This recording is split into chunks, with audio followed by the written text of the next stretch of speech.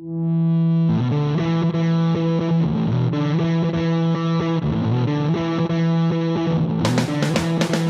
and gentlemen, boys and girls, cheerleaders, welcome to Tatami Talk.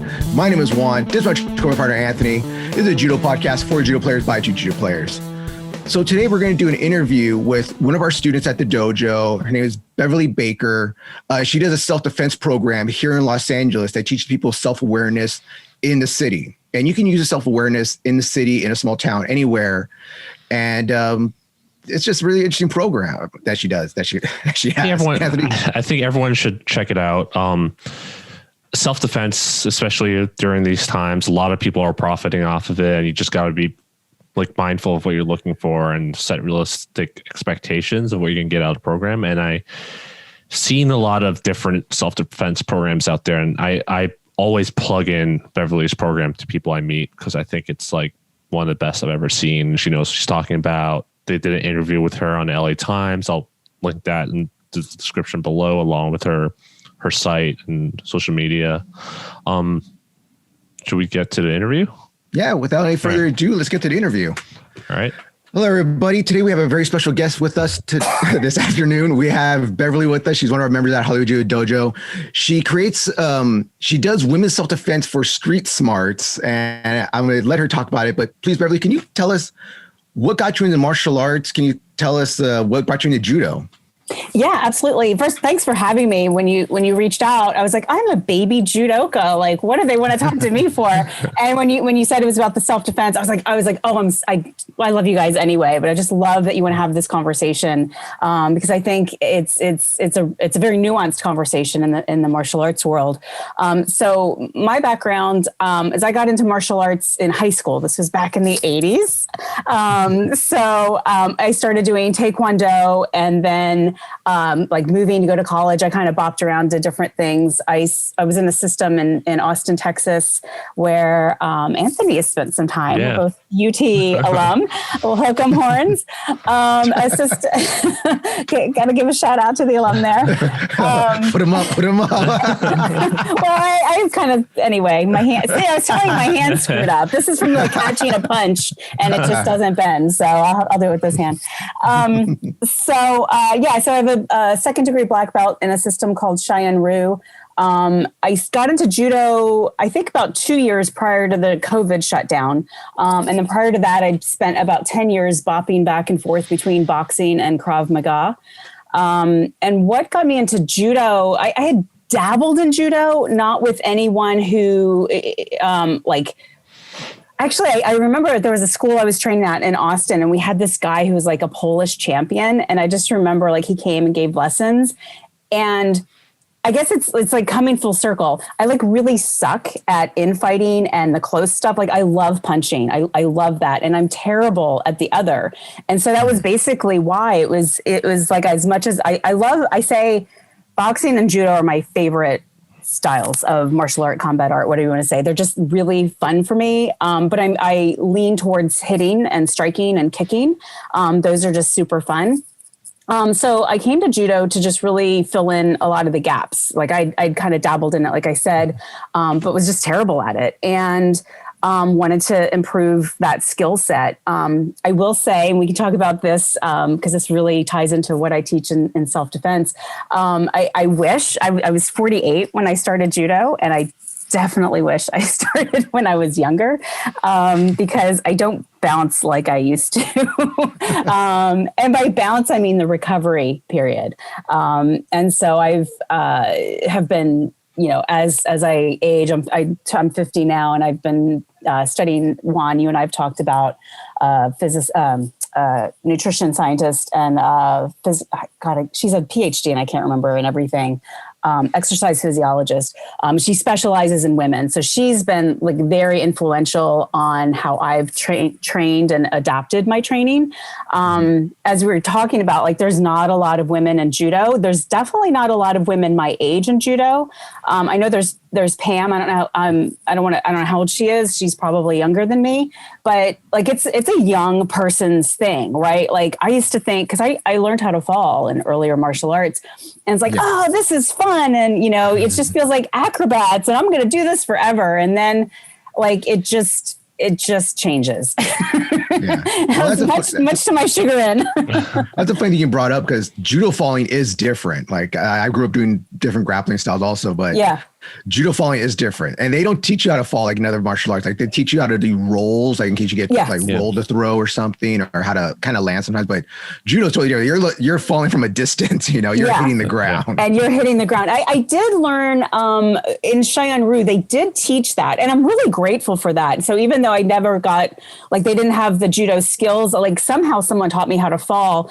And I'll tell you, I've tripped while running and have used in that fall. There's been a couple of times, like in real life, it's like I fell down, and it's like really a practical skill. Yeah, we get a lot of people that train other martial arts come in, they're like, oh yeah, I know how to fall, and they don't really take the judo ukemi seriously, and they just kind of like brush over it, and then you throw them, and they're like, oof, why did that hurt like that?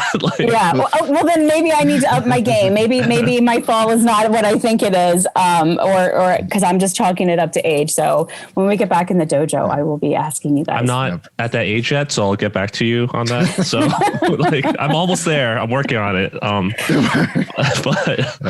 But that's a big thing. Like a lot of martial arts, I said, teach falling, but don't teach. Like judo has a very specific way to fall, and you get people that they've done wrestling or sambo or BJJ, and they know how to somewhat fall. Like sambo guys can fall. Wrestlers just take falls. They're just like, I'm a wrestler, I can just take a fall. But judo fall is different. You get thrown hard, and then you'd be like, oh, judo is so tough and hard. It's like, no, it's not. You just need to learn how to fall right. I'm sorry. Right. It's a very simple, basic thing, but you don't want to learn it correctly. So of course you're gonna mess up.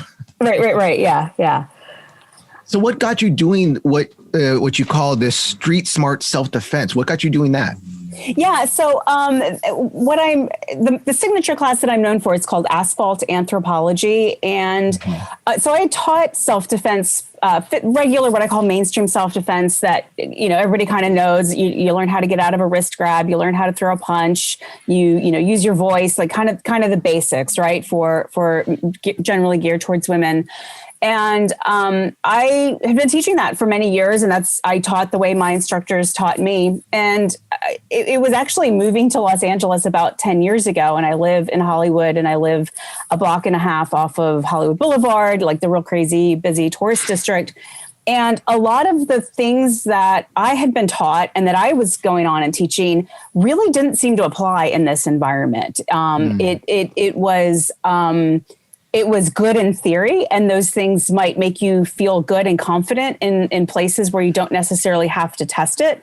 I'm not saying like if someone attacks you, those things won't work. That's not what I'm saying. What I'm saying is in the context of where I currently live, and I understand that not everybody is, this is kind of an extreme environment. You guys live in LA. You know what I'm talking about. It's Hollywood. Yeah. You live in Hollywood. I live in Koreatown. We live in the city. Okay? We're not like, I live in LA, but I live in Burbank or something. No, we live in LA. All right. We live LA proper. Anthony, him in his suburbs. Okay. I used to live in Hollywood too, so I know exactly. You know what I'm talking about. Yeah. So the story that I tell that I think really illustrates the point I want to make here is this was about a year ago. This was the last time I tried to get jumped. This was a couple of months into the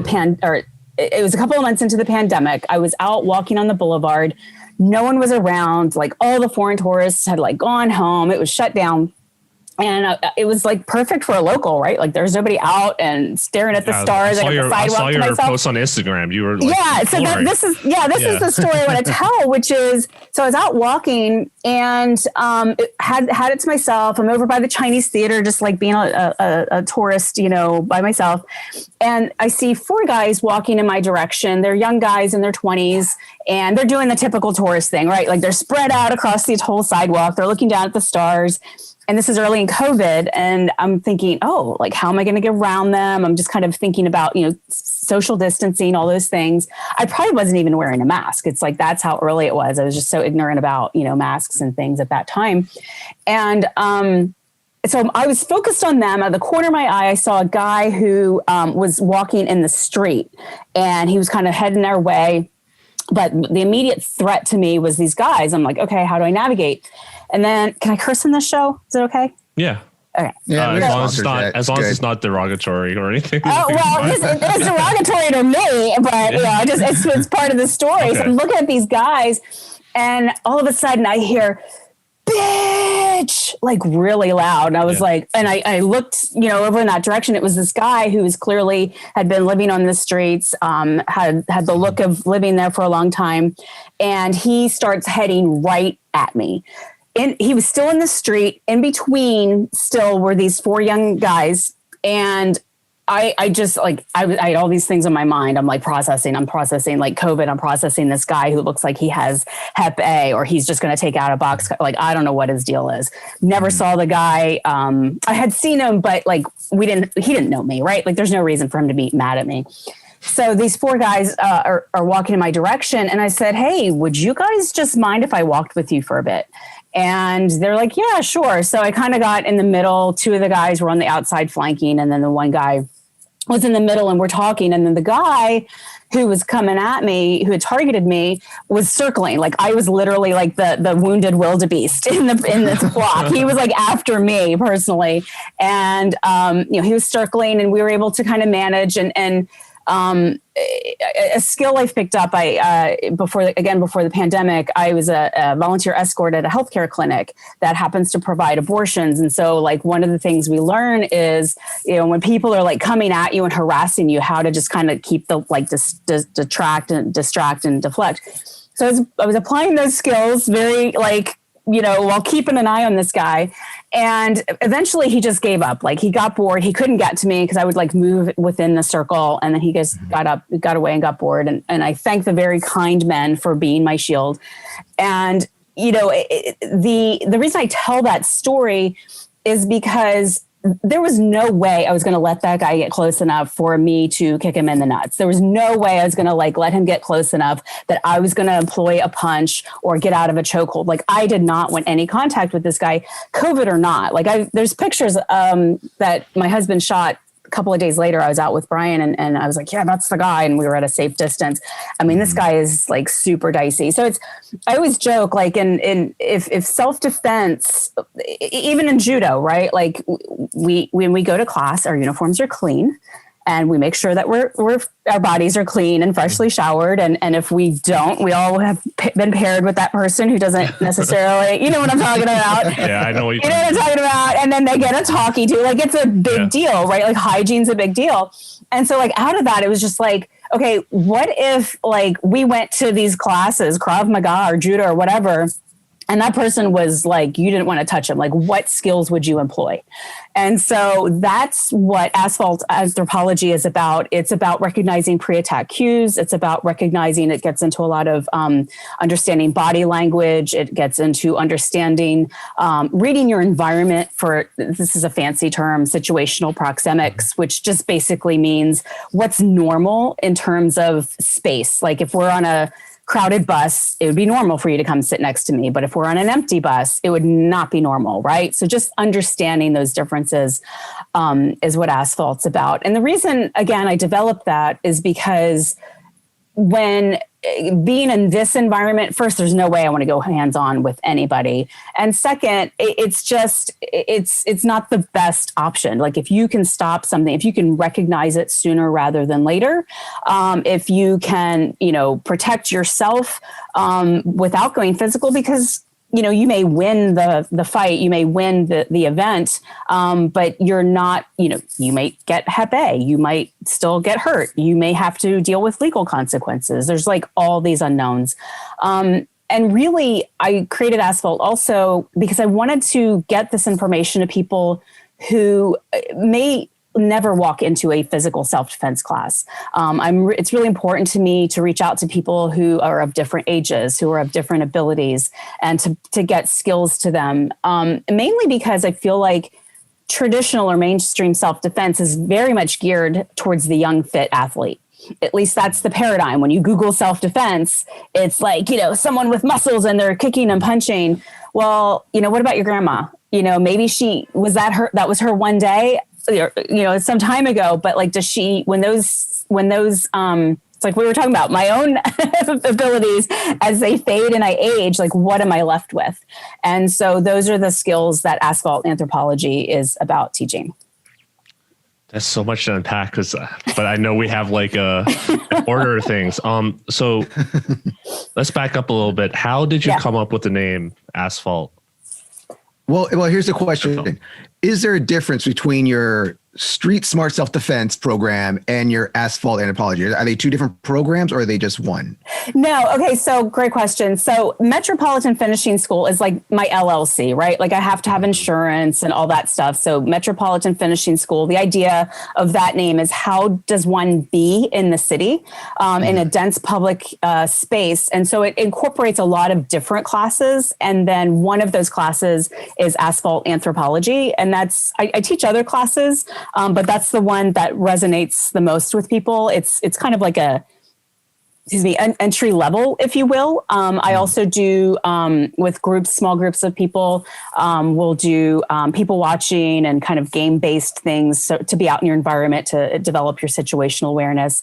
So that's called sidewalk sociology, but Asphalt, I like alliteration, I guess, is probably the answer to your first question about the name. It's catchy. It's a great name. I love it. But in terms of where the Street Smart comes in, it's just, that's a description of what Asphalt is. And the LA Times did an article about it and they called it the Street Smart way of knowing and enjoying LA. So I use that a lot in my tagline because that was kind of cool that LA Times did an article about it. It's catchy. It's good. I'm Hashtag brag that. about it. Hashtag it right now, everybody. All right, look it up. That's actually how I found out about your program. I think that's how I found out about it. And at the time, I was living in Hollywood next to the Chinese theater, like you said. That's where that story happened. You know. Yeah. So I know exactly what you're talking about, and I work from home, so I don't really have to deal with that crap. Yeah. I just drive to Judo and drive back home. But my wife at the time, she took the red line to downtown to work. Yeah. So she would always come back like basically in the brink of tears because she had people like harassing her all the time. So that's why we moved away. Because after a while, she was like, I can't deal with it anymore. We have to, I can't live here anymore. So that's when we moved to the suburbs. But everything that you said to me, and I've read all your articles on your website and on LA Times and stuff like that.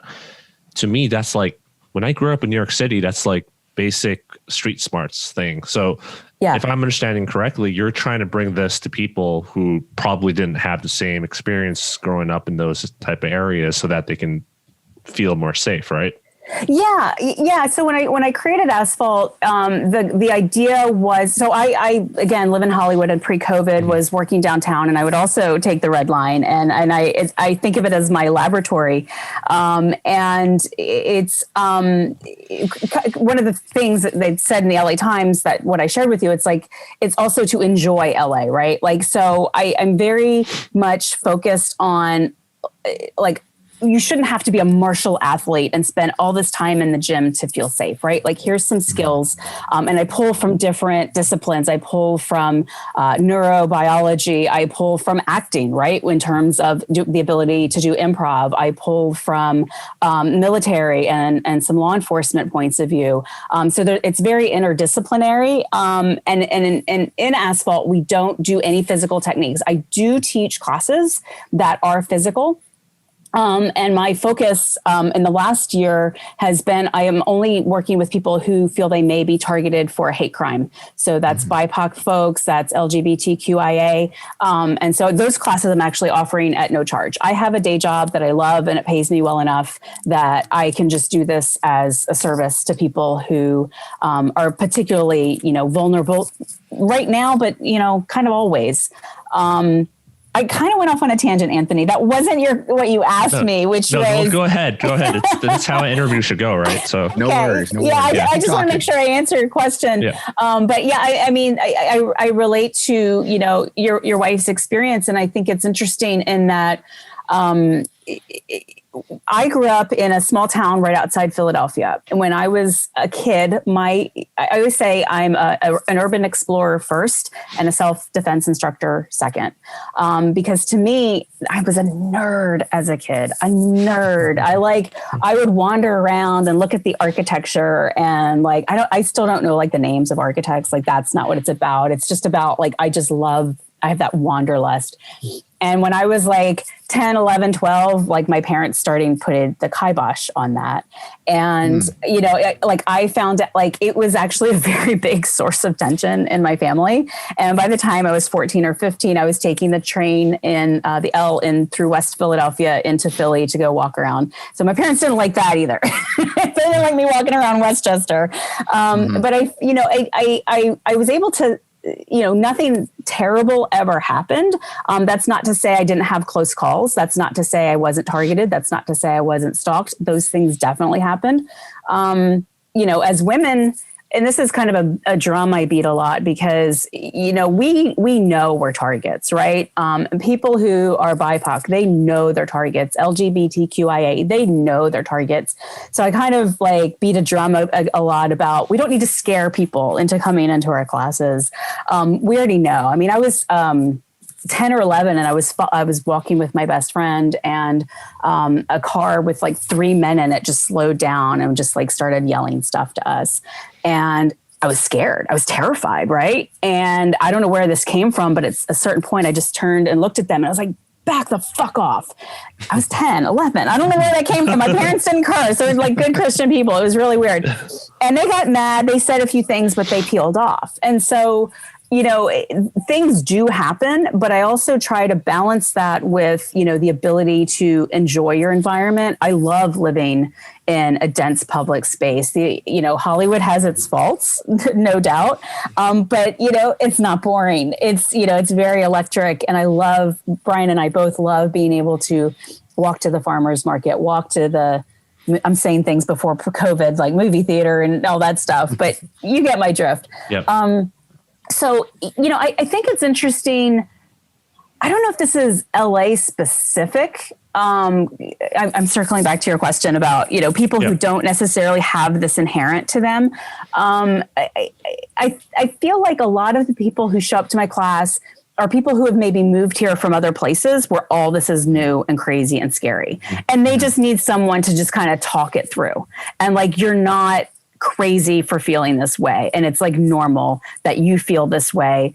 And this is, I might catch some flack for this, but I also kind of normalize the threat behavior, not because it's okay. I'm not saying that at all.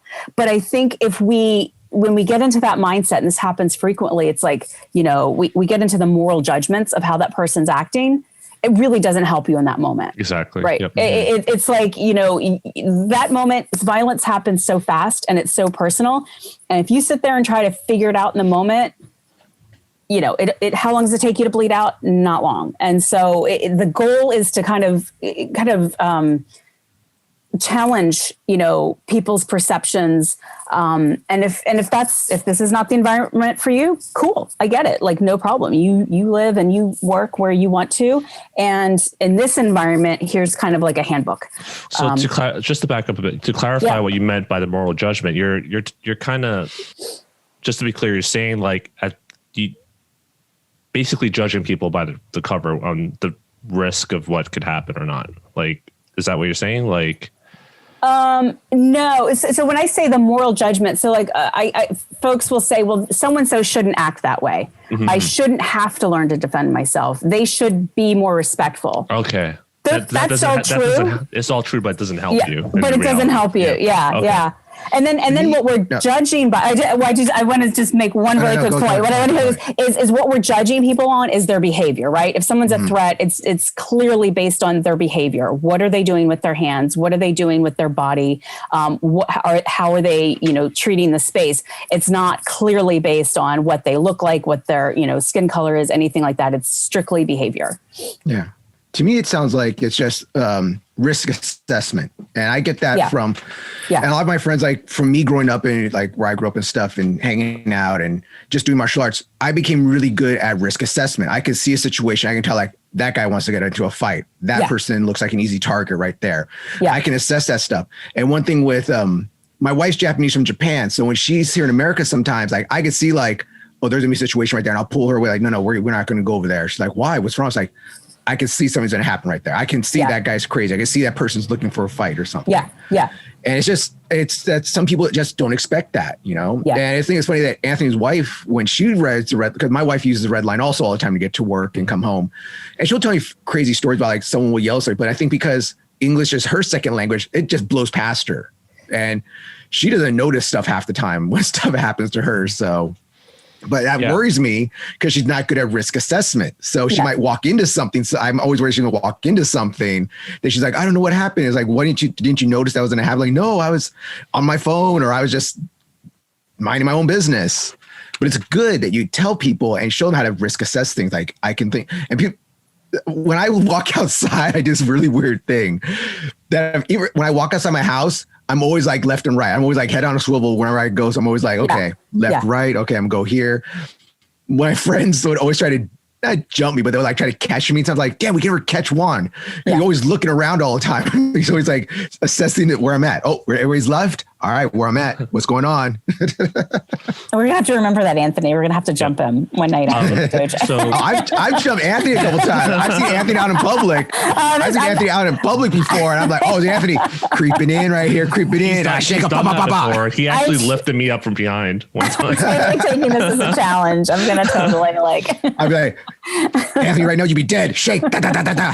So for those of us that, let's say they do take your course or gain these skills that they didn't grow up with, because my wife grew up in a suburb and she's like, I never had to do any of this stuff before. But not just her, but with some of my friends, when we go out, I'm like, okay, you see that guy? He has his hands in his pocket. Let's like stay a little farther away. Or like when we go in a restaurant, I would be like looking at where all the exits are and try to have my back like facing a wall or something of that sort. Yeah. But someone asked me one time, like, doesn't it get tiring? Like, it seems like you're always like looking out for what can go wrong. And if things go wrong, then what would I do? And you're just like constantly thinking about all these things. To me, it's kind of like second nature. So I don't get really bothered by it. But I can see for someone who's gained these skills like recently or just learned it, they'll be like, okay, I'm so paranoid. How do you enjoy LA without those new skill sets? Yeah, I love that you brought that up, because I've done a lot of interviews and I don't think anyone's ever asked me that question about the paranoia, which is like such an obvious question.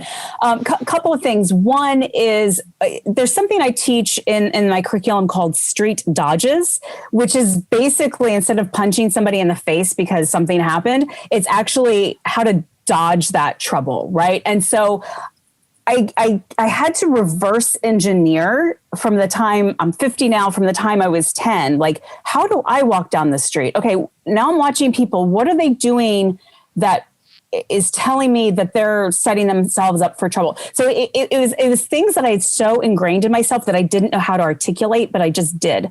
And so I went through a period, and I still do this, but I went through a period of like really observing myself. So for example, when you walk up to an intersection and you're waiting for the light to cross, and you hit that button with your elbow. Now, of course, in COVID times, you hit that button with your elbow. Do you, like, here's the thing. Do you stand there on the edge of that curb and just like wait for the light and stare at that light? Are you looking at your phone? Are you doing that? What I prefer to do and what I encourage people to do is go up there, hit that with your elbow, and then circle back and stay. You can maybe have your back against a wall of a store or a kiosk or something like that. And so your field of vision, right? You can definitely get hit by a car coming on the curb, but I think the greater risk is potentially someone on the street. So putting your back there. So that's an example of a street dodge. And I was doing that so unconsciously. And these are things that sounds like you guys probably do unconsciously, but for someone who doesn't know to do that, they kind of have to be told. Otherwise, they go up, they hit that button, and then they just stand there on the curb. And there's a lot of risk involved with that. I've actually had 2 really close calls based off of that, waiting for a light. So I think someone that was off their meds tried to run me over one time. And they're in their car. They're in their car and tried to run me over one time. Yeah. And I was riding a bike waiting for the light one time on the sidewalk, and someone drove by, yelled a derogatory term at me and threw something at me. So and I dodged it because I wasn't just like checking my phone or stuff. I was like looking around because I'm on the streets, like anything can happen. So so So I love how you're bringing the bike into it, right? So I don't bike around. I probably should. I'm a walker. Anyway, that's a whole other story. I love like looking at the city. Like I said, I'm a total nerd. So, that's the idea like of sharing that. And then you can like, when we're in class, it's like, here's the principle. And then we do some problem solving. We'll set up scenarios and then people come up with their own, like, okay, I bike or I have kids or I'm older. And so then people can kind of come up with their own solutions that make sense. And then the goal is to practice it and embody it and then forget about it. I really, there is, I think, a sense of paranoia that people will go through if this is new. I've had some folks reach out to me. They're like, wow, I'm more scared than ever, which really made me sad. But it's kind of like, those things were there before. You know what I mean?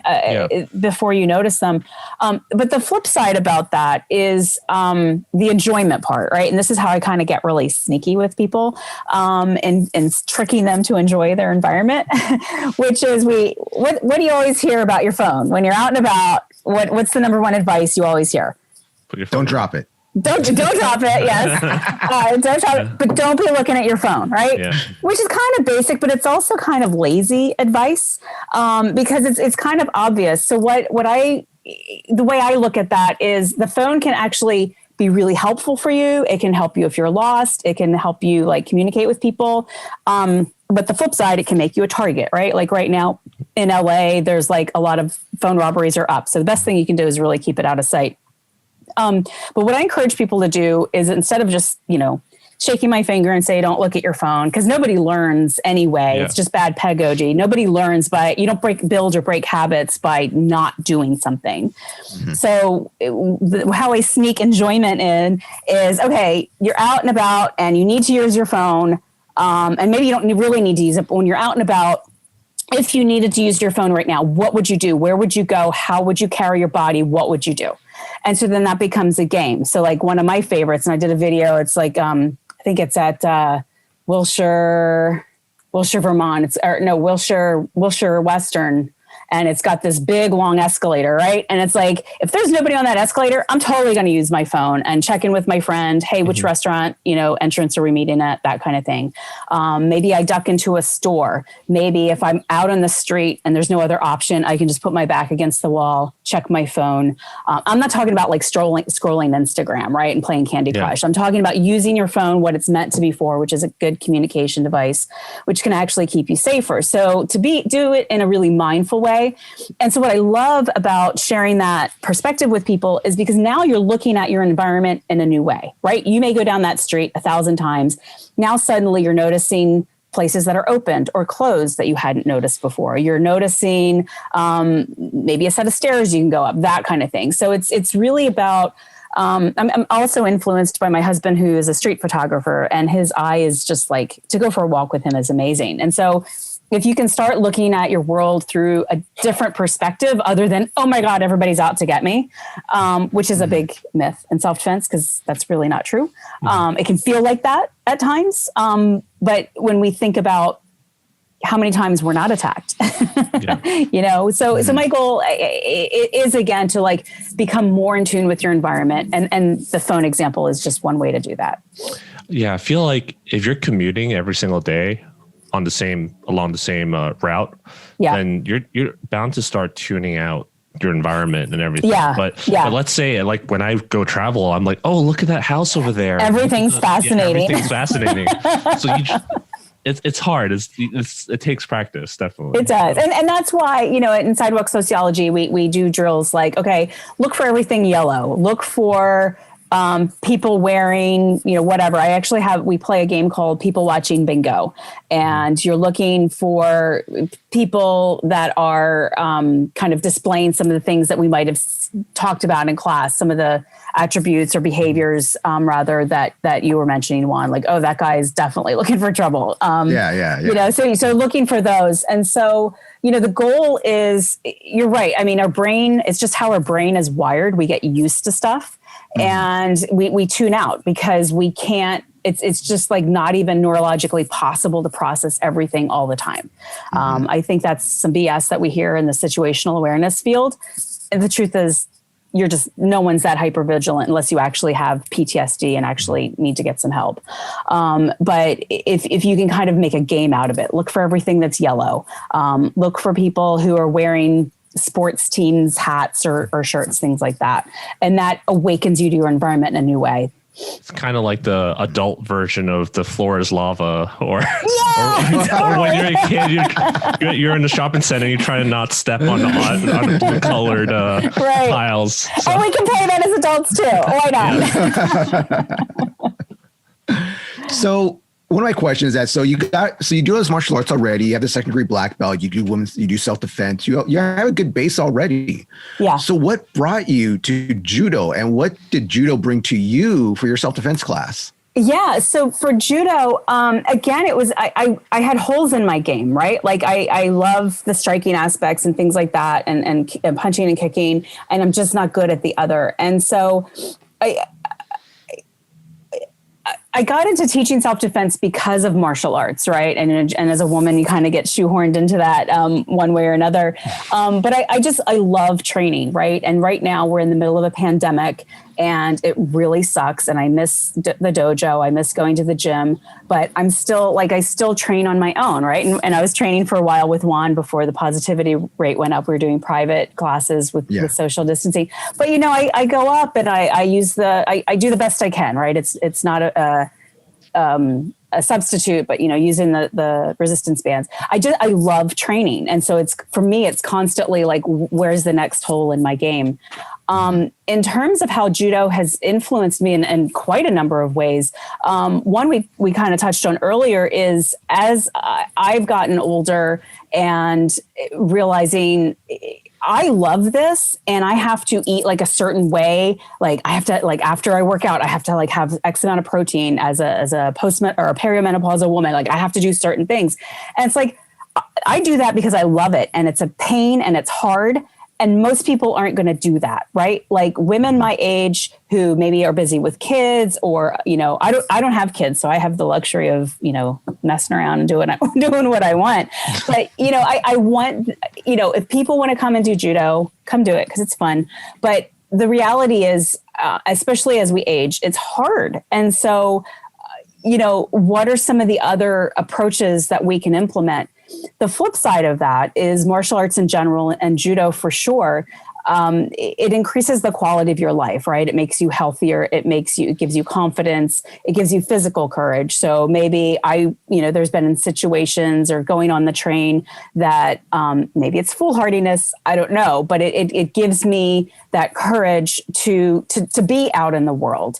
I very much refuse to kind of buy into a lot of what women are told specifically to be afraid of the world. And when I'm also, in my day job, I'm an MBA and I do statistics and data, it's like, let's look at the data, and like who's really at risk and where are you really at risk? And to be honest, my focus is on street safety, street smarts, because I see an opening and a need there.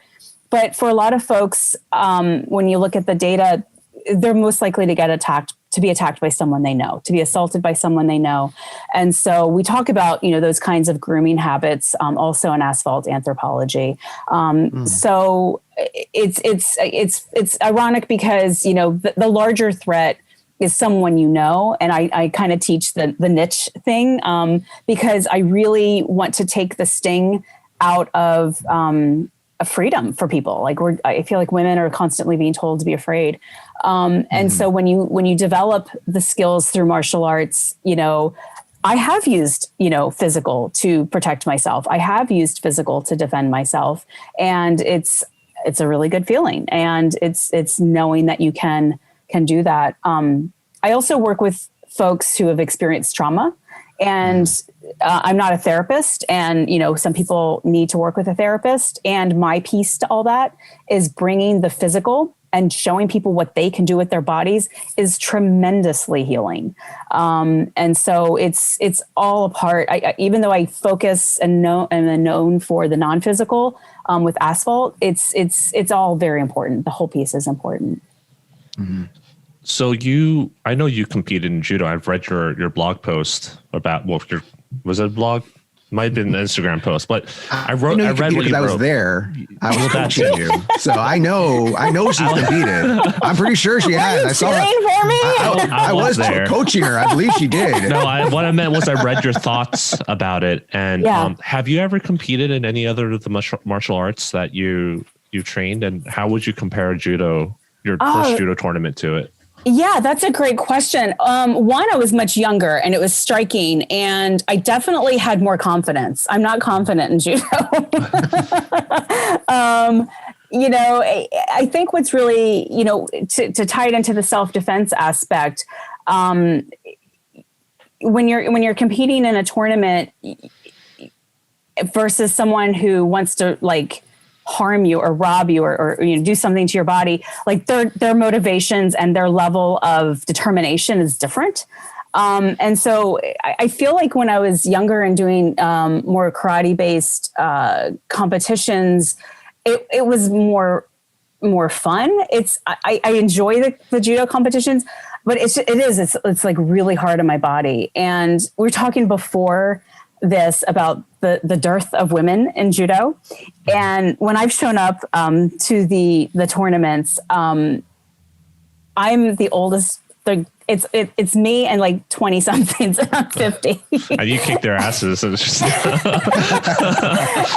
but I'm going to tell you, it's intimidating, and it's like the whole mental game, right? Yeah. So that's something like I was the young cocky thing before, and now I tell you, I think it was one of the last tournaments we went to, and I love our dojo, and everyone is so welcoming and kind and awesome.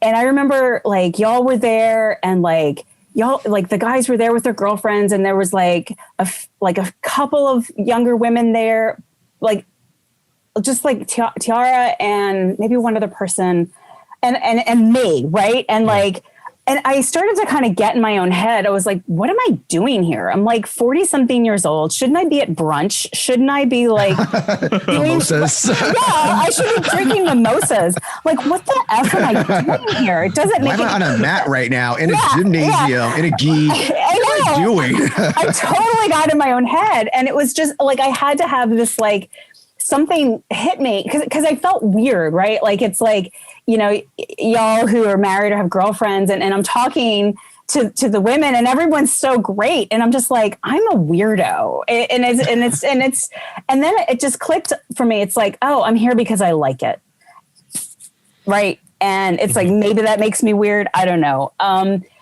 It makes it hard because I'm technically, what is it, the master's class, but I'm a green belt, right? Like, I think of a master as someone who, I know it's by age, but it's someone who's going to have experience. So if someone did show up, they would totally destroy me, right? Like Brian from the dojo, he just flicks his foot and I'm on the ground. If a master woman showed up, that would happen to me. So I guess, when I show up and I'm competing with the younger women, it's hard. And like I said, going through, kind of the perimenopause cycle, how hormones are affecting everything. And I didn't know that until I took this class recently, because I'm of the power through it, suck it up, no pain, no gain. That's been my kind of approach. And that just stopped working for me in the last couple of years, which is coincides when I was starting judo. And it was just I feel like there's that mental thing, oh, I'm weak. Oh, I'm this. Oh, I'm that. And it's just the more I'm understanding and I'm getting a program that makes more sense for me to train. So I want to train for as long as I can, because it's just fun. Does it make me weird? Okay. I'll go drink mimosas later, but it's just what I enjoy. Celebrate your gold medal. Yeah. Why don't we? What are those mimosas? Why not? We already have beer and other stuff. Why have mimosas? So maybe that would bring out more women.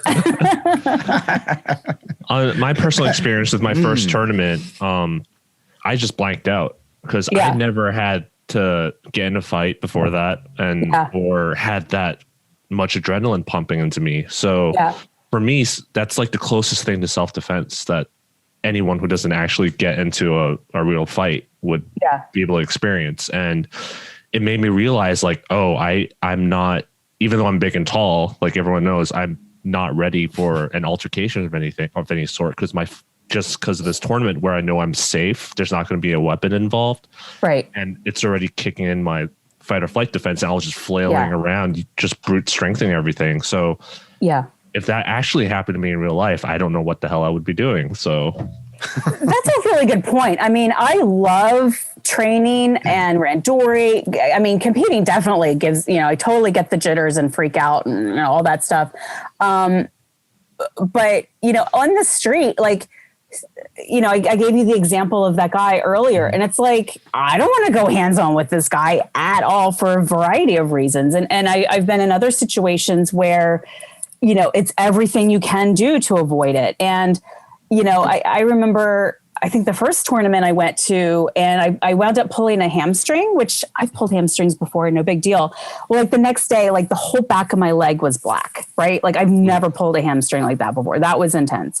And it's like, that isn't like a person who's in my weight class, in my gender, who, has a similar physiology to me, is not trying to cut my throat and, so they can go get their next fix or, whatever, that's not their intention. So I think you're absolutely right. I think that tournaments or training, like, or whatever level, right? Like there's different people, we're all at different levels. And there's folks, again, I work with who have trauma, who, like, we don't even get into hands-on for quite some time, or maybe ever, given what's going on. Maybe we just do kind of more like, improv stuff. I mean, everybody's different. And so when it comes to self-defense, you just have to meet a student where they're at.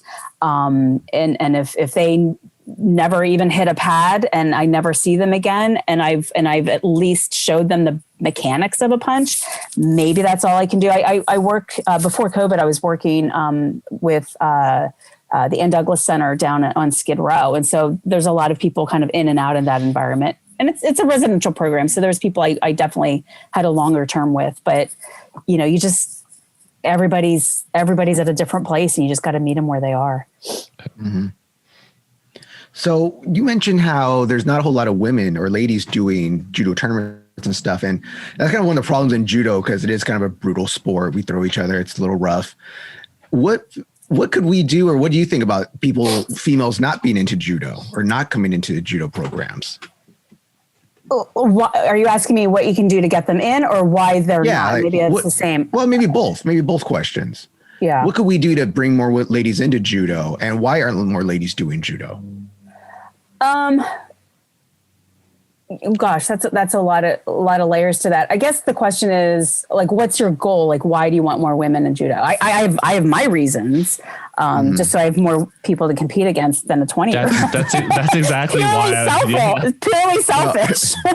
I feel like you said, we can all benefit from it. And I see so many, like Pam for example, loves judo and just training in general, but she's always like, man, there's like no women in my age group. It's always the same two women that I fight, and that's why she's competing more. So it's like a chicken and egg problem, right? And I mean, I'm always thinking, I'm not a woman, so I don't know, and I haven't really. You're not? Like, surprising. I haven't really called any of the girls that stopped showing up, like, hey, why did you stop showing up? And because, to be honest, that's kind of creepy, and I'm just always wondering why these people just did judo for like a year or two and they just stopped showing up, or whether it's a year or two or one class. Like, what can we do to help improve that situation? Well, let me ask you this, because I know both of you are, higher up and have trained in other places. Is it something unique to the United States? Because I know, like, in France, like, it's huge there, right? Like, is that an issue with women there, or is that like a worldwide thing? The numbers are still smaller compared to men, but they have a lot more women training in other countries. Yes. Okay. So it's still a ratio issue, but okay. Yeah. I feel like this is my sociology background kicking in. Like we do things that our networks are doing, and community is really important. I actually ran a martial arts school for a period of time, and one thing that really kind of kept people around was a lot of the community events that we did, community within each other, within the dojo, I should say. And so, you know, it kind of makes it hard to like peer pressure to leave if you're like friends are all there. So you can like, I guess, not shame, but you know what I mean? So, I'm kidding. But you know, just kind of the networks that are available, like, I don't know, like you've got my wheels turning. Like once COVID is in a rearview mirror, maybe like myself and Pam as older people, like maybe maybe the women need to just like do more together. Do you think it has anything to do with the fact that there aren't any women? So that you spend every week like grappling with sweaty guys like that are bigger than you, like. Because I'd imagine if I was a girl and I would just be training with guys that are all sweaty, and if I'm not used to being that close to people, it could be a turnoff. So yeah, I think there's a couple of things to that. A lot of women get into training because they have past history of trauma, and so maybe that is a bit too up close and personal. I'm not saying everybody that walks through the door has had that experience, but there's like things that are geared towards self-defense, and there's a little bit more distance. Like for example, Krav Maga. Like there's a lot of women that show up there, right? But it also has. I mean, we're also talking about like how mainstream media talks about it. Like, is there any?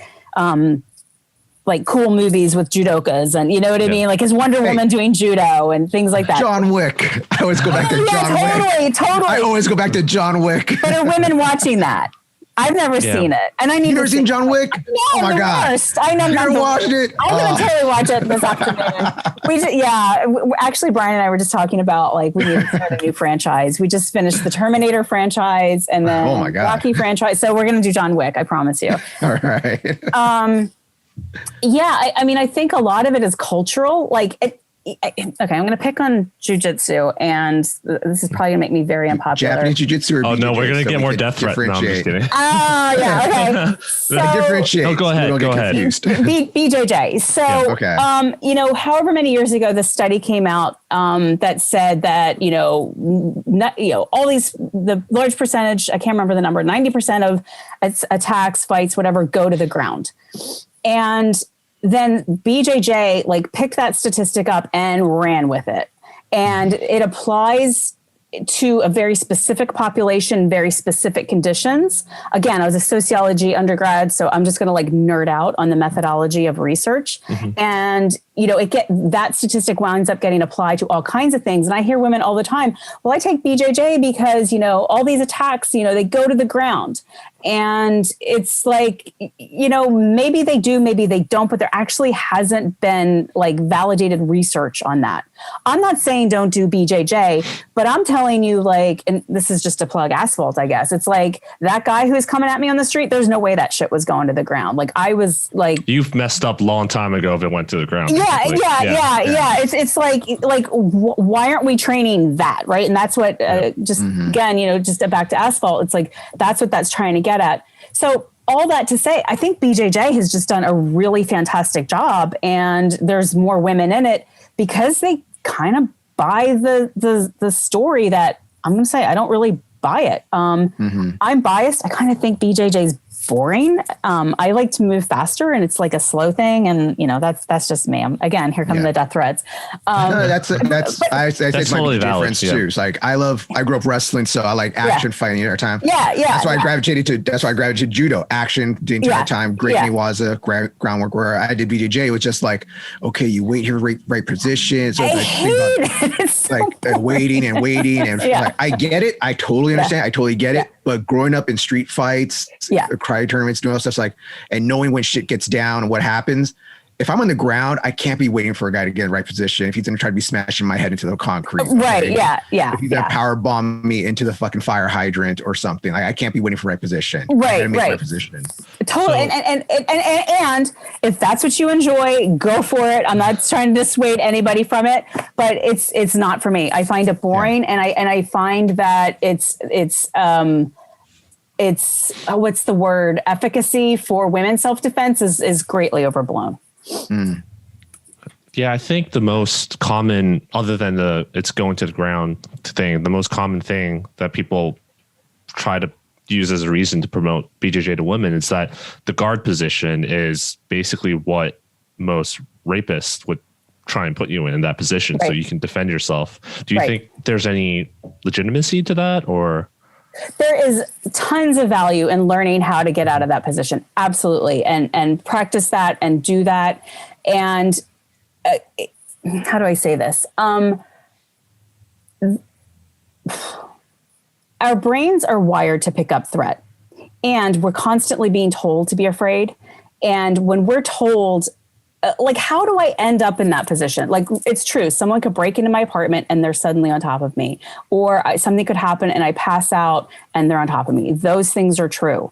And like, what is the statistical probability of that, right? Like I'm about train for the thing most likely, because again, this is about enjoying life. This is not about running around being terrified of life. So yeah, absolutely. I've learned how to, and I've taught like how to get out when someone's pinning you, that kind of thing. Completely valid technique.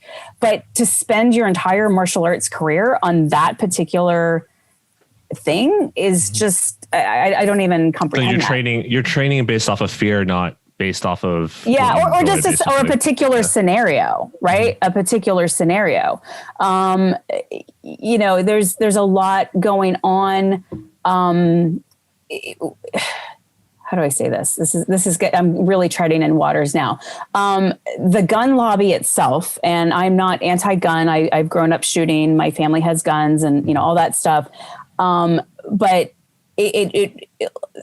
they've marketed women needing guns against that person who's going to, and usually it's a person of color is how they illustrate it, dragging you down an alley and raping you. And it's like, that's not really how that works. I'm not saying that doesn't happen, but that's not really how that works. Like, let's circle back to the person most likely to sexually assault you is someone you know. Right. And so it's not this stranger. And if you have a gun, or whether it's a punch in the face, then there's these mental aspects. Are you ready to shoot, or are you ready to punch that person who you are married to, have children with?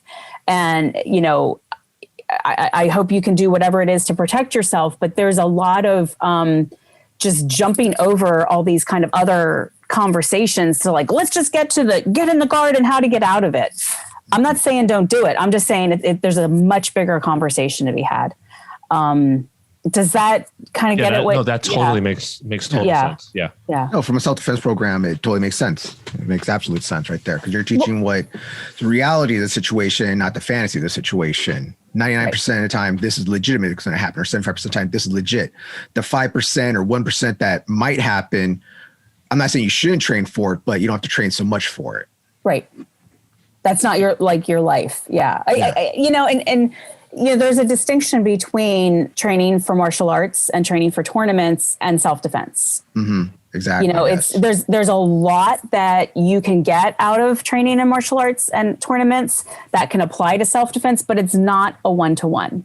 Mm-hmm. For some of the reasons we've talked about, right? It's, you're paired up in a tournament with someone your size and gender. You are not dealing with someone who might be on drugs or has hepatitis or, wants to sexually assault you. Like it's very different. One of the other challenges that I have with judo is like the rules, right? Like I have to, like I kind of get a little rigid sometimes. I'm like, oh, I'm going to totally get like in trouble because I'm not supposed to do this thing. And so that gets in my head because Juan, you and I have done a drill together called One Step, right? Where if this is such a fun drill, Anthony, where like if Juan grabs me by my collar, and then we're going real slow so we can kind of work out the defense. So if he grabs me by the collar, I might, raise my hand up and going real slow, like palm heel to the chin. And then a realistic self-defense, there's no silver bullet. I might do that to him, but then he might come and punch me in the face. And then, so the goal is to go real slow. That is more effective self-defense training than like a pre-prescribed, choreographed kind of thing like that. And where there's like in the One Step, the only rule is to go slow so you can actually practice the technique and you're not hurting each other. Like there's always got to be some flaw in the training, right? Like you either pull your punch or you punch to the side. Cause we love our partners and we don't want to really go to the hospital and hurt our partners. So the flaw is to go slow. And so I feel like, I know one thing you wanted to talk about when we chatted earlier was like, how do you find a good self-defense instructor? And start where you are, right? And, don't necessarily believe, oh, this particular style is best for martial or best for self-defense. I've spent time in 4 different Krav schools. 2 of them were awesome and 2 of them were awful cookie cutter, just terrible, right? Mm-hmm. And so like if I said go to Krav and they went to the terrible place, then, and same thing with all of that. Anything that gets your body moving, anything that helps you understand your body mechanics, understands the risks. Maybe that's why when that guy was coming at me on the boulevard and I was thinking about being in a judo tournament, and I'm like, I do not want to get into it with this guy. Maybe that's what was running through my head. I don't know, but it's like anything that you can do.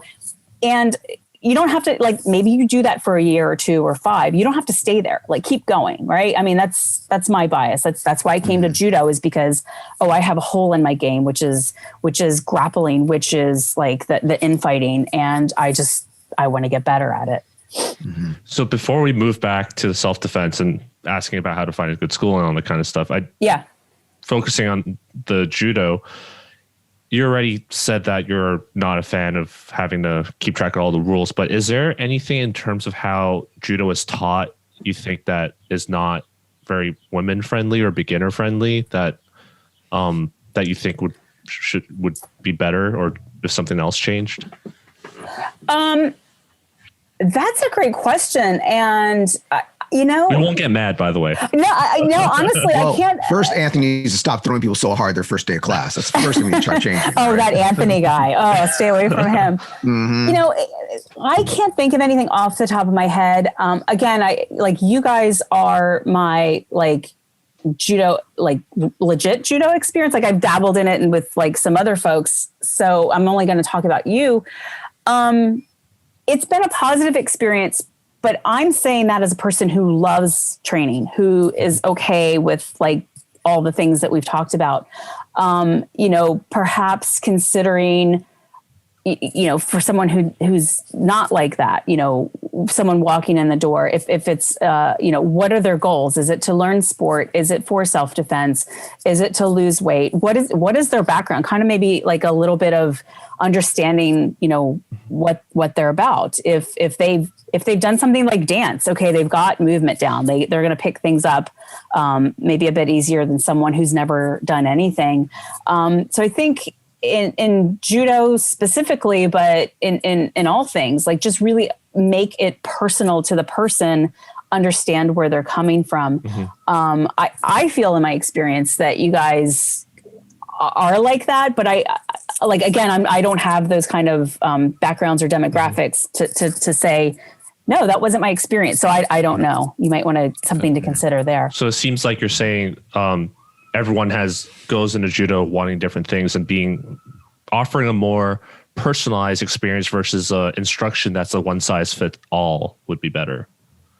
Yeah, I mean, not that you would deviate terribly from your lesson number 1 or, the first even 10 lessons, but just understanding, if this person, I've never had this problem. You guys are big, tall guys, right? Yeah. And my understanding and knowing guys like you is there's an expectation of you.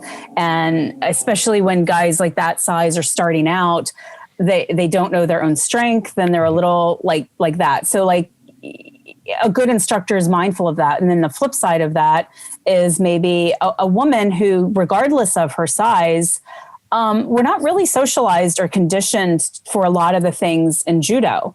And so if we're stepping in those doors,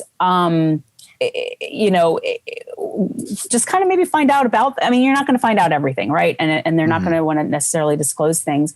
But I just, I know when I teach self-defense, and I know I've made the distinction between martial arts and self-defense, but when I teach self-defense, I assume everyone has had something happen to them. And so you tread cautiously. In judo, I don't know that that's necessarily necessary. I don't know. I just don't know, to be honest with you.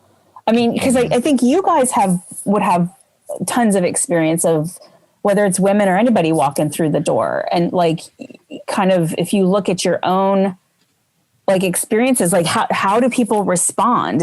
Are people, because people get like really embarrassed, like when they're trying something for the first time. It takes a lot of courage. That's very true. To walk in the door and try something new. And so like, what's their threshold for embarrassment? What's their threshold for different kinds of things or things to be gauging? So maybe Juan has a different experience for me, but I've trained other martial arts, and most of the time that people walk in usually are people who already have previous experience. So they come in like athletic, ready to go. Or like you said, people who are seeking self-improvement, they lack self-esteem. They've never done any sort of martial arts or sports before. So a lot of it is intimidating, like what you said. So those are usually two kinds of people. And it's the latter that usually is gone after a month or two. So yeah, people that don't know what they want from the game when they first start. And I always ask people when they first start doing judo, I ask them like, are you interested in doing this for sport, for self-defense, for weight loss? I try to ask them what they want from it so I know how to teach them. Yeah. And sometimes you get people that they don't want to be, how do I say? They don't want to lie to you and be like, I want to compete, when really, I really just want to take this easy and do this as a part-time thing, but I don't want to sound like a big baby. So I'm going to say, nobody's going to say that. Yeah. I want to go out there, become a national champion. It's like, okay. And then you kind of train them that way. Like, oh man, I don't know if I can do this. This is pretty hard work. This is what you said. This is what you wanted. This is what you told me you wanted. Oh, I just want to do recreation. Just tell me that. I'm not going to push you to do run to it. Be honest with me, and I will teach you the way you want to be taught, which will be best for you. Yeah. And I always tell people that when we first start training, it's like, hey, if it gets too much for you, let me know. But no one wants to be that person to be like, oh man, this is hard work. I need to sit down for a while. Some people will be honest with you and tell you that, but a majority won't. So they always apologize for it too. I'm like, there's nothing to apologize. Everyone's different. It's like, just be honest with us, be honest with yourself, and you'll get what you want out of judo, I feel. Yeah. But you get what you want out of any martial art, I think, as long as you're honest with yourself. Well, I think people will say what they say, but you got to actually look at their actions, right? Mm-hmm. Like, it's like what they say is probably less important than what they do, because maybe they don't even know, right? Like, I didn't know what I was getting into with judo, and like, it's hard. Or the funny thing is that people will come to judo just watching we had two types of people, like everyone nowadays does their research. You can look on YouTube, you can watch videos, you can pretty much know what you're doing. Yeah. So you get the A people just to watch competition judo, and all they see are the throws. Yeah. So then I'll see the big throws, like that's what I want to do. And then we get to what we call newaza, the groundwork, and it's like, oh, I didn't know you guys did BJJ. Here's like, no, exactly. BJJ came from us, but this is our sport. Like, we do pins, joint locks, and chokes. And they're just like, oh, I never knew that. I thought that was a BJJ thing. It's like, it's because you only watch competition, or just the whole thing. Everyone always says, oh, you do judo? Oh, so you throw people? Yeah, I throw, and I do some newaza. I'm a pretty good newaza guy. And they're just like, what's that? Yeah. Or the other one is that people that started off doing BJJ came too expensive for them. They can't spend $200 some every month on BJJ. See that judo's cheaper, and they're like, okay, I'm going to go do judo because it's so similar to BJJ. And it's like, it's a different thing. We are, but our 60-40 or 70-80 or whatever you want to call it is totally different. It's always flipped. Yeah. We throw and stand up mostly, and we do have ground. We do have great ground, but it's not as much as BJJ. Yeah. Well, you're jogging like kind of my thinking here for some of the questions you asked earlier. And it's really, you've got the competition, right? Like, you're competing with BJJ, you're competing with other martial arts, you're competing with people just sitting home and playing video games, right? It's always a competition for, people's time and attention.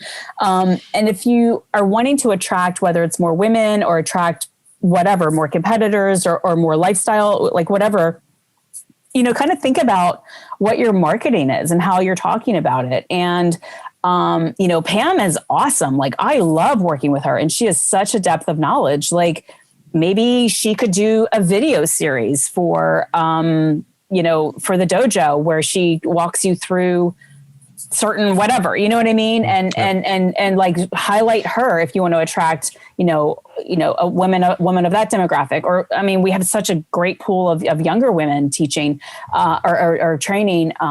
Tara's like my favorite human being in the world. She's my hero. I love her. And, we have she's just so talented. I mean, maybe there's ways to kind of promote that. Because when you first walk in, like, who you see are like the majority of guys, and you're all pretty big guys, right? I have experienced incredible generosity from everyone there. I've this old pudgy woman and me walking in, and everyone's treated me kindly and with respect and like is generous with their teaching. But maybe that's because I've been around a lot of martial arts schools, so I just kind of walk in, whatever. Maybe someone who it's more new for, they might feel a little bit more intimidated by that. So if you could put someone like Pam, like, more front and center, I don't know what her time and life and all that. She's busy, but that's one approach you could consider. I think she's actually based out of Sawtell. Like, that's her home dojo. So okay. That might be an issue, but we'll have to do some dojo shenanigans. Yeah. We'll steal her away.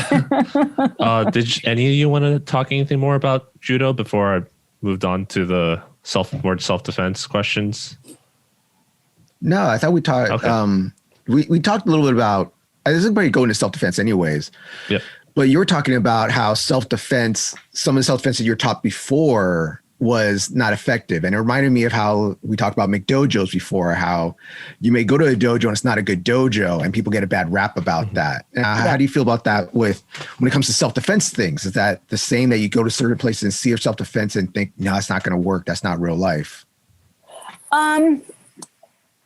Yeah, I mean, I don't know because every situation is going to be different, right? Like, if I show up on the street and someone's coming at me, like, violence is very personal, and given my age and my skin color, like, all this, it's all going to be unique to me. If someone is a younger Black woman, like, it's going to be unique to her. So it's self-defense is not cookie cutter. There's principles that apply, right? Like, there's the physics of throwing a punch that we can all learn. But if we're focusing strictly on self-defense, I don't want to get too cookie cutter with it. It should be personalized. And if you're going around and you're looking for someone who's an instructor, perhaps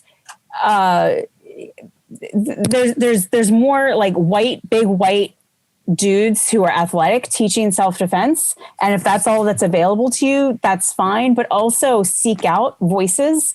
I've worked a lot with Black women who, their experience of the world is very different than mine. And so I can share like a lot of my expertise and knowledge with them, but they ultimately know their own reality better than me. Right. So like an example is, using your voice is something very common in learning self-defense, back off, that kind of thing.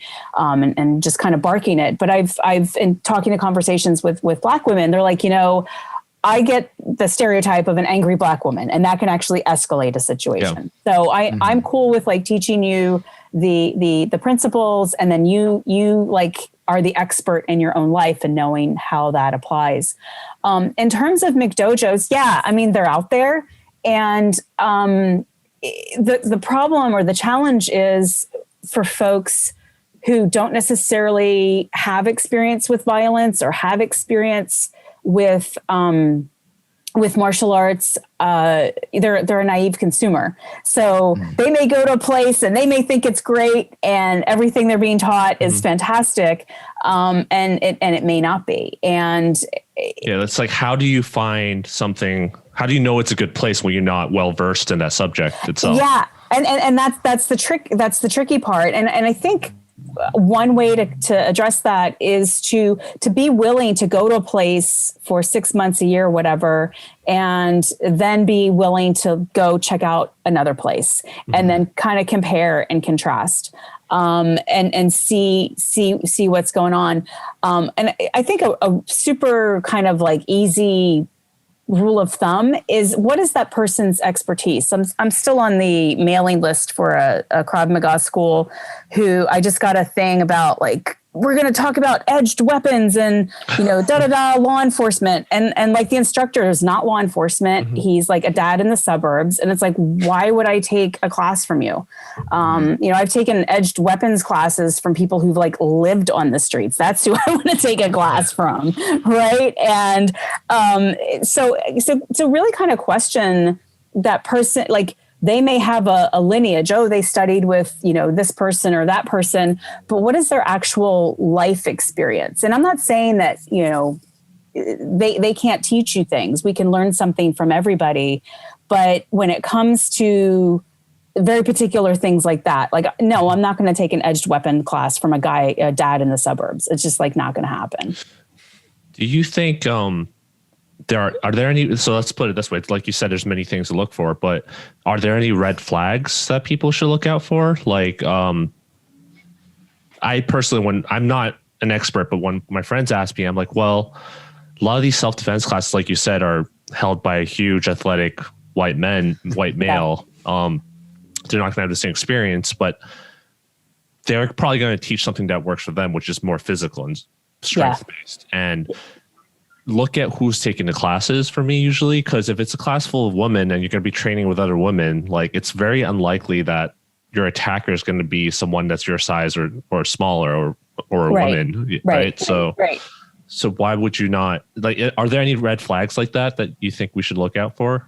Yeah. So one is just like getting background on the instructor and knowing what their background is and what is their, I think a lot in self-defense world, there's the halo effect problem, which is, oh, maybe they were a cop and that's cool, but that doesn't mean what it's like as a woman to walk down the street and get on the train, right? Like so I'm not saying I can't learn from you. I can learn from you, but like, what am I going to learn from you? So one, really, it's not so much a red flag, but just like know who that person is and what their background is, and know what the limitations of that background are. Okay.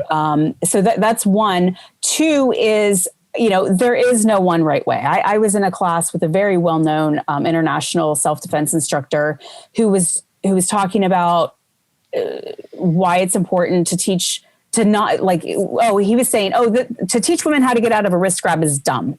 And it's just a waste of everybody's time because men don't grab women like that. And he has a background in law enforcement. And I was shocked that he said that. And I was like, hey, I've actually used that at least a half a dozen times in my life where a guy grabbed me by the wrist and I'm able to get out. And he just kind of looked at me dumbfounded and didn't really believe me. And because he was insisting that, women get grabbed up here.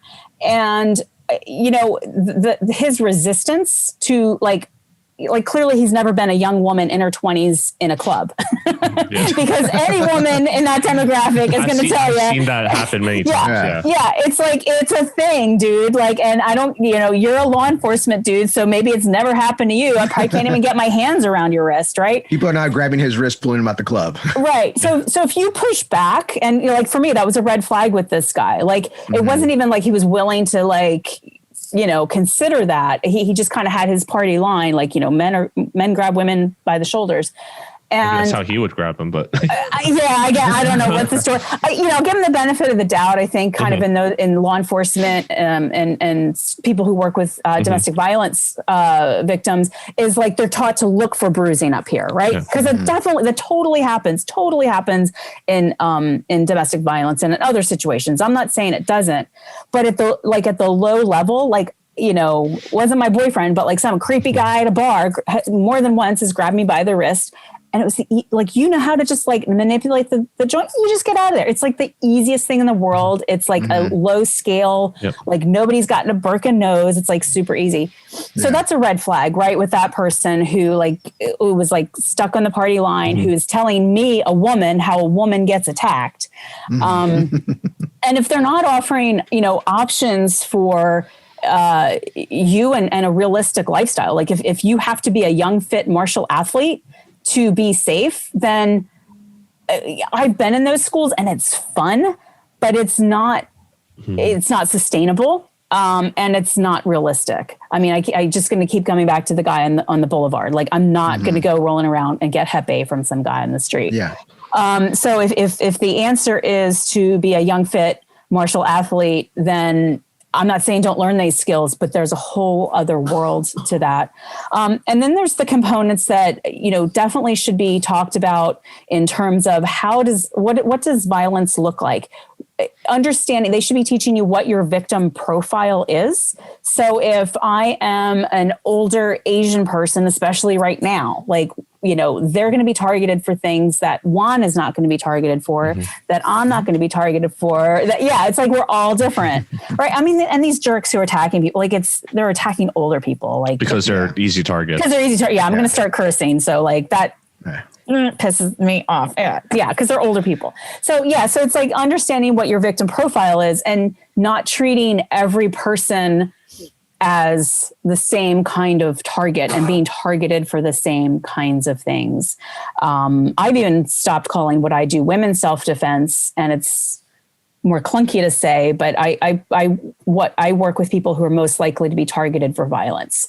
So I don't, now that I'm working for people who are likely to be victims of a hate crime, I'm just not going to teach like a big white dude. Those guys don't really come to me. I have some in that community that are LGBTQ. They're not going to come to me anyway, but I really want to focus on people who are most likely to be targeted.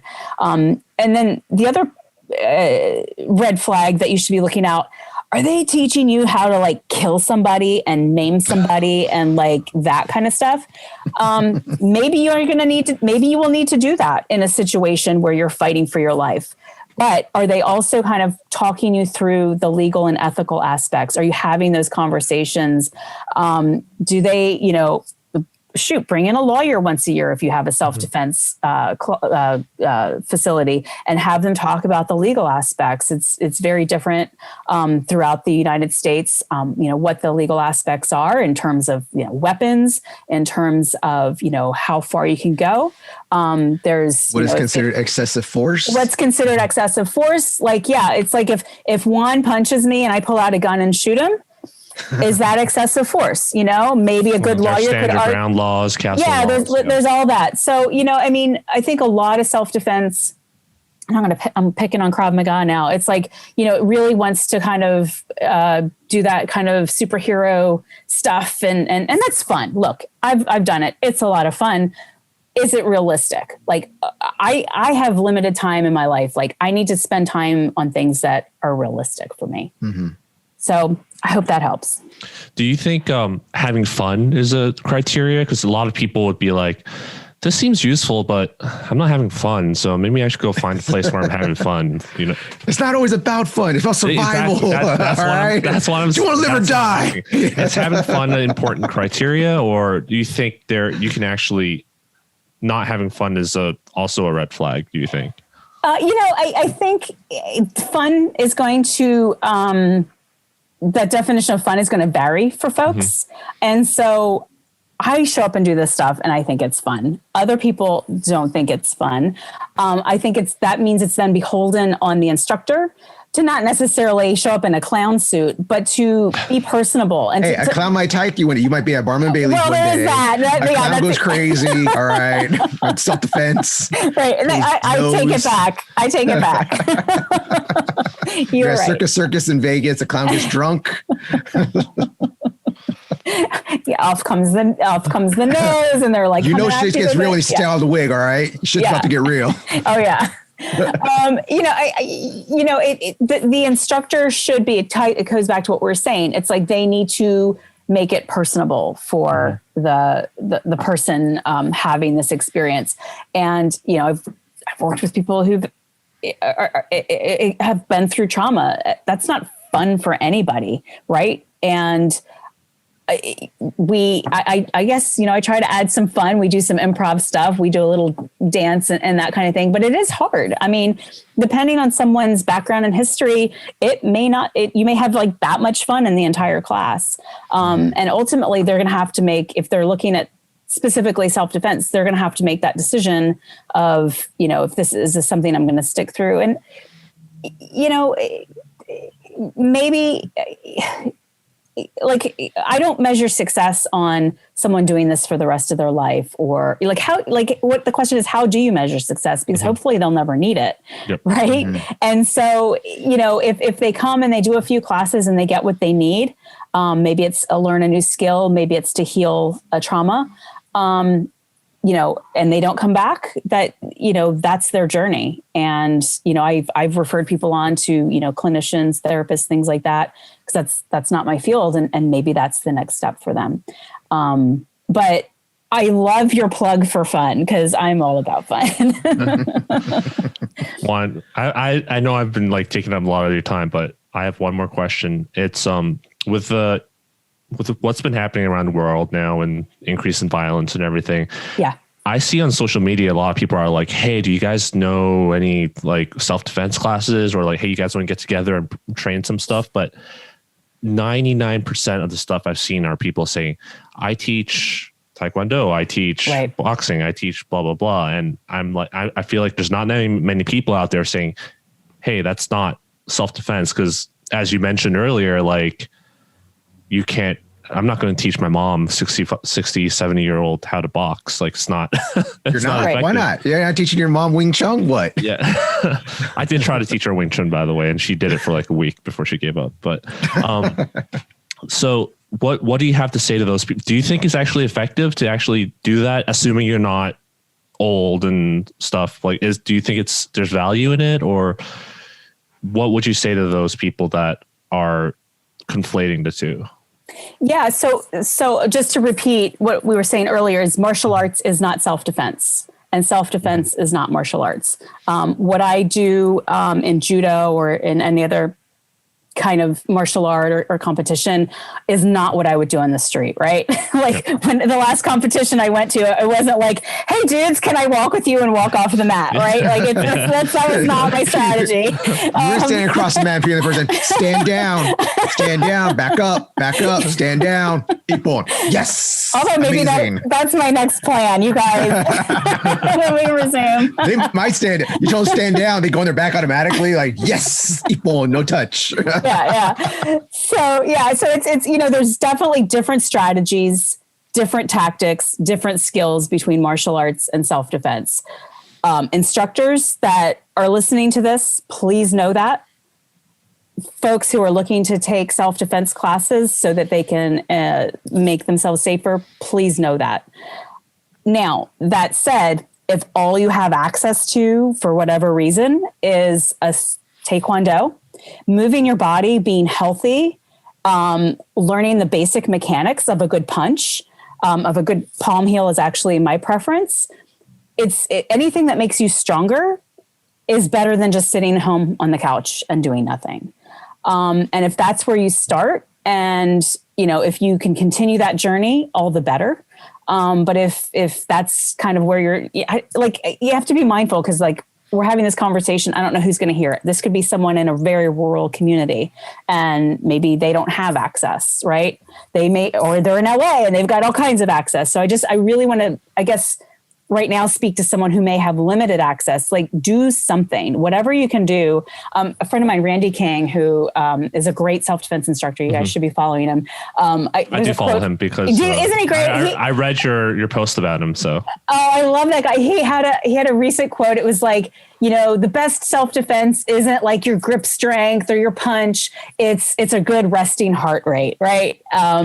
We've got, I'm going to pick again on the gun crowd a bit. It's they're always running around with their guns, and it's a lot of them looks like they should probably be running just running without a gun. Yeah, so something. Even if you don't put your gun down, just come on, let's get the cardio up. So I don't want to discourage someone from picking up something and learning the mechanics. we kind of talked about it a little bit. Like I've been in this situation where you go to a school and you love everybody, and then it's like, but I want to go learn this thing, and it gets a little peer pressury hard to leave because all your friends are over here.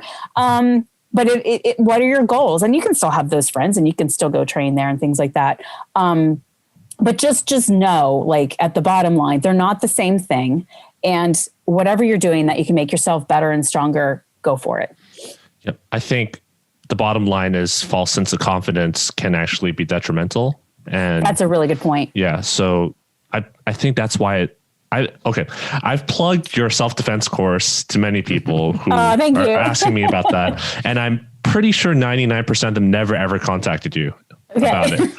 So I think there's something about how it makes them feel more secure when they're able to kick and punch and throw and just like, oh, taking this course doesn't make me feel safe. So from what they read, so they feel like they need to be able to do stuff that they see in movies and stuff like that in order to feel safe. So I think that's a huge part of it, which is pretty sad, I think. But well, it's interesting because I've had this dilemma. It's like, do I do like techniques on Instagram? I should do that to like attract more followers or like to establish my legitimacy. But it's like, I'm really committed to the other, right? And I kind of do that. Like I said, I do teach the physical, but I'm focusing on the people who are most likely to be targeted for violence. Like I'm over the whole, let's empower, people who are just frightened and give that whole rah. Like I don't even want to go there. Like I want to actually work with people who are being targeted. So I appreciate you plugging, and I think you really raise a good point, because there's a distinction between feeling safe and being safer, right? Like I have these skills and I've trained doesn't necessarily mean I am safer. I mean, a guy with a box cutter can, outdo anything. Yeah. And so, it's good to feel safer, but are you actually being safer? And so it sounds like a scare tactic, but it's just something to consider. It's what I know we talked about before when we used to train together, that because I do my own we sometimes used to do a self-defense program at the Judo dojo, try to bring more ladies into the dojo. Yeah. But one thing that I would teach people, and I would get kind of weird looks sometimes, that I teach people to escape. Yeah. You disengage from the person and you escape. And I get tired when I'd go to other martial arts, and I go to like a taekwondo or karate or some place, and I'd be like, okay, so you disengage and you palm strike them here and you take them down, then you groin strike them there. And it's like these 10 steps. Once you already got away from the person, they want you to do more things and continue. It's like, no, I know you and me feel the same way. If they grab you, you do a softener. I like to say, do a softener, escape, and leave. You run to people, light, somewhere. Right. And I know it's one thing that you and me talk about that we both agree on, is that you don't have to stay there and fight. And knowing, is actually a Hapkido guy told me a long time ago I trained with, is that there's levels in self-defense, Yeah, I don't want to, if I'm a boxer and my friend's drunk, I'm not going to box him. Okay. I'm not going to be like, oh, you're drunk. Boom, boom. You're knocked out. Okay. Yeah. No, I'm going to try to restrain him, put his arms down, keep him down and stuff, where maybe a little bit of grappling comes in more in hand better. Okay. Yeah.